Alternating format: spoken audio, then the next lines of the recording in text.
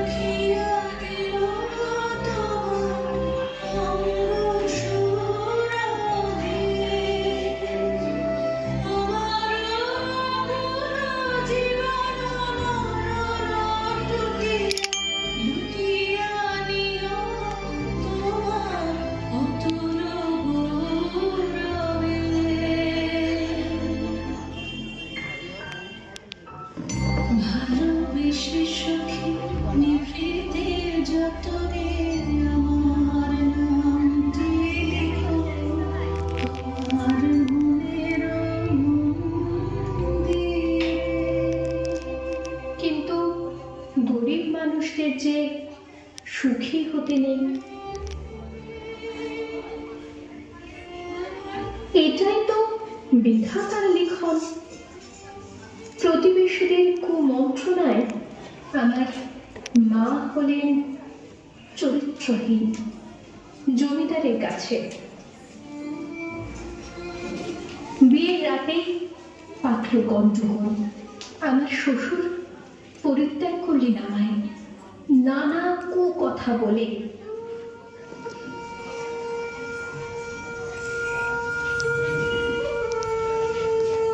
ফিরে যাওয়ার চেষ্টা করলাম শ্বশুর বাড়িতে, কপালে আবার জুটল প্রত্যাখ্যান।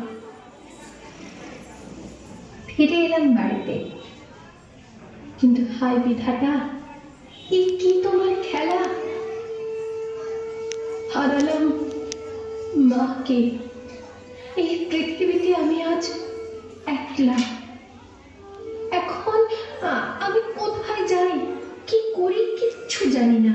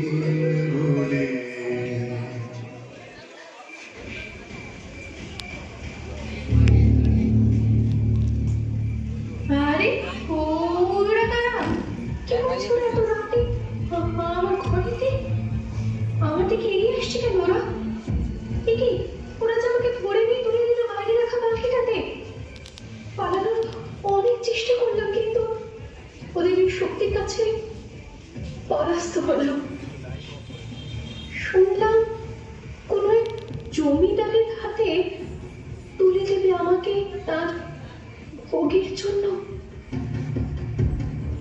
চোখে নেমে এলো অন্ধকার। কালকে চলল অন্ধকার জঙ্গলের পথ ধরে, না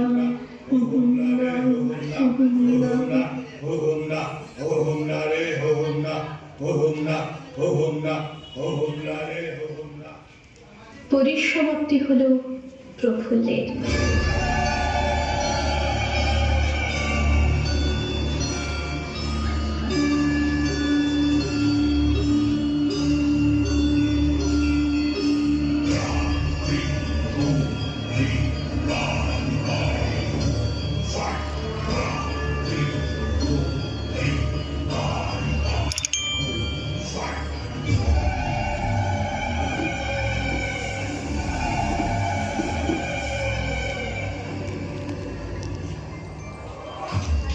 ভবানী পাঠক আমার ঈশ্বর, উদ্ধার করলেন আমাকে ওই জমিদার বাহিনীর হাত থেকে। যদিও তিনি নিজেও ছিলেন এক ভয়ঙ্কর দস্যু, সন্তানের মতো গড়ে তুললেন আমাকে। শিক্ষা গ্রহণ করলাম বিভিন্ন বিষয়ে।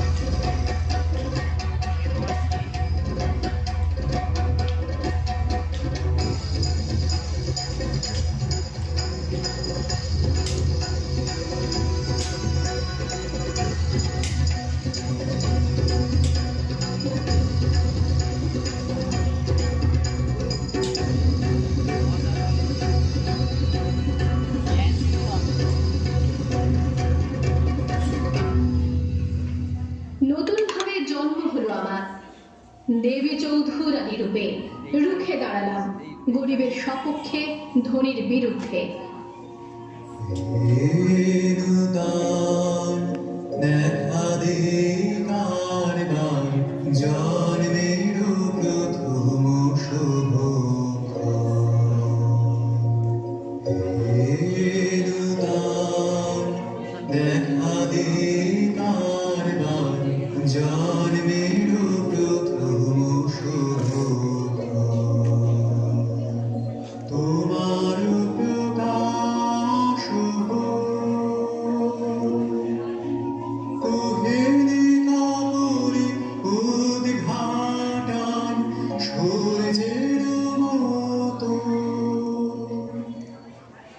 আজ আমি দেবী চৌধুরানী, আজ সবাই আমাকে সম্মান করে ভবানী পাঠকের আশীর্বাদ ধন্য বলে।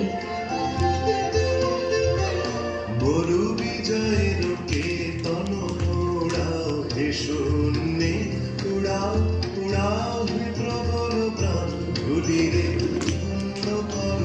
ধন্য করো করুণার পুণ্যে, ধন্য করো করো হে কোমল প্রাণ। কিন্তু আজও ঘরের অন্ধকার কোণে কেঁদে চলেছে আমার মতো বহু প্রফুল্ল, কারণ তাদের হাত ধরে উদ্ধার করার জন্য ভবানী পাঠকেরই তো আজ আর নেই, তাই হারিয়ে গেছে কালকে দেবী চৌধুরানীরাও। আসুন না সবাই মিলে খুঁজে আনি অন্তত একটি ভবানী পাঠককে, আবার সৃষ্টি করুন তিনি আমার মতো অনেক দেবী চৌধুরানী, গর্জে উঠুক তারা বঞ্চনা লাঞ্ছনার বিরুদ্ধে। তৈরি হোক লিঙ্গ, বর্ণ, জাত, ধনী গরিব নির্বিশেষে এক বৈষম্যহীন সুস্থ সমাজ।